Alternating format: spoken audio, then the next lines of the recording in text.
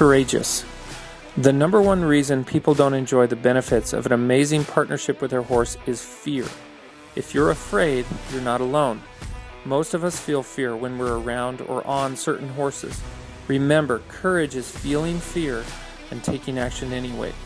The best way to overcome fear is by taking calculated action. Take lessons from a trainer you trust. Study horsemanship. Practice what you learn over and over again until you could do it in your sleep. Start with groundwork. No matter your reasons for being afraid, you can be courageous by taking action and moving forward.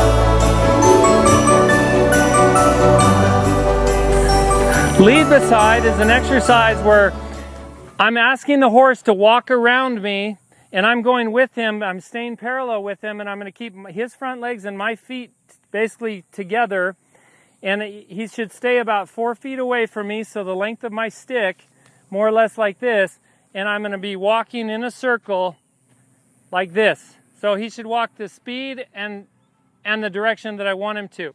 So initially your horse might be afraid of you moving with them and being that close.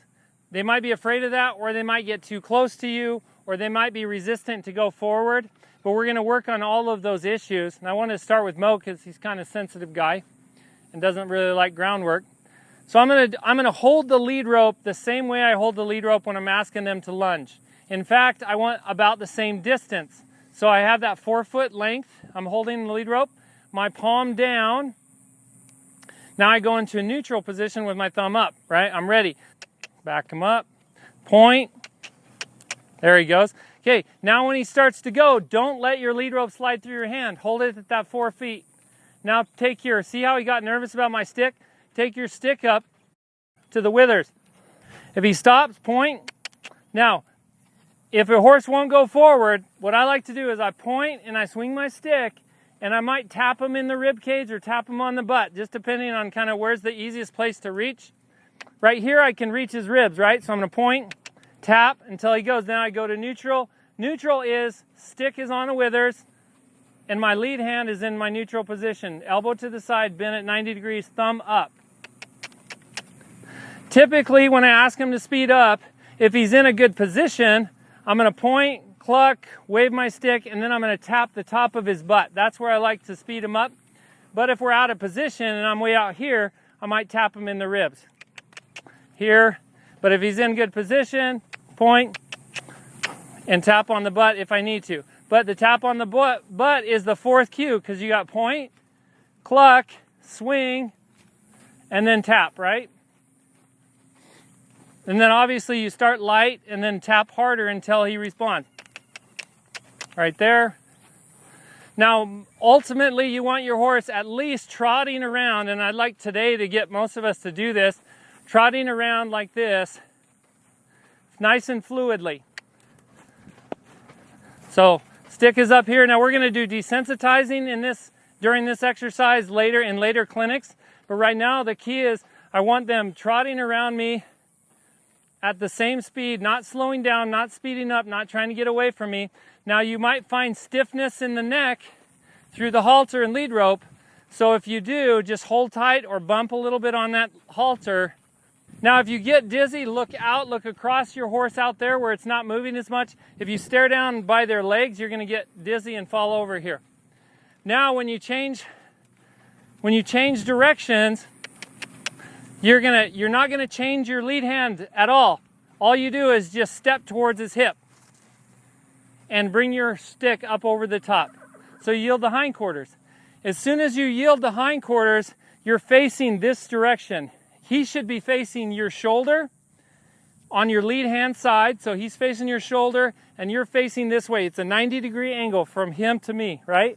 I'm looking that way, he's looking towards me. As I change hands just like I would when we're changing hands to switch directions during lunging, right?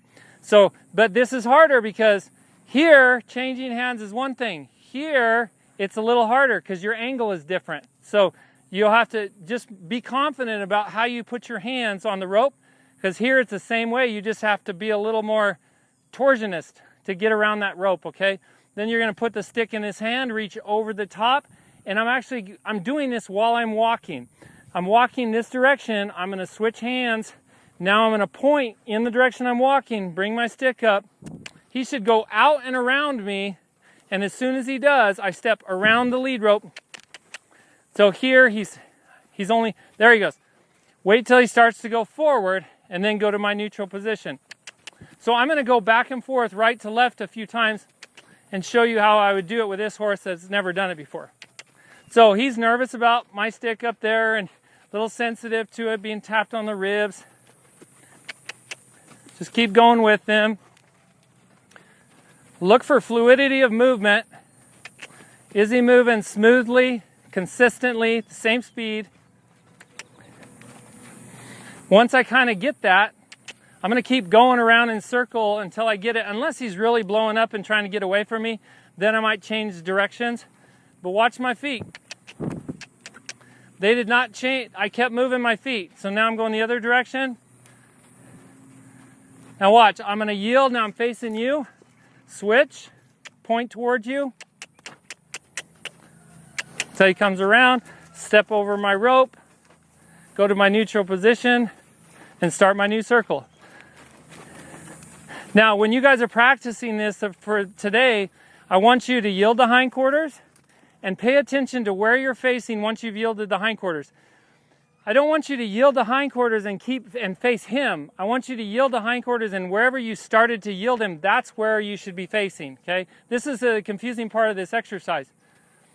Because people will go, they'll yield, and then they keep walking around and face their horse. Well, they should be this way. It's wherever they start the yield. It's wherever you start the yield that you should be facing. That's your new direction. Then your new direction is straight, and then you turn after they catch up to you and go around you. So here, so yield. Now I'm facing this way. Now I change. Now point that direction. Bring my stick up. He caught up, went around me. Now I start my new circle. What you want to be careful about is when you point in the new direction, you don't want this horse coming right on top of you. So that's where your stick is very important here. So I'm going to point. He just has to learn how to get out of your space. And that's why during lunging, we focus so much on getting back and away from you. Because this exercise, if they're not good at it, they're going to run you right over. Or you're going to just try to get out of their way. You want to walk the direction purposely, and he should get around you. So I'm going here. My stick is here. Right on his ribs and shoulders to push him away from me and around me. Switch. See how he gave me a lot of space right there on that turn?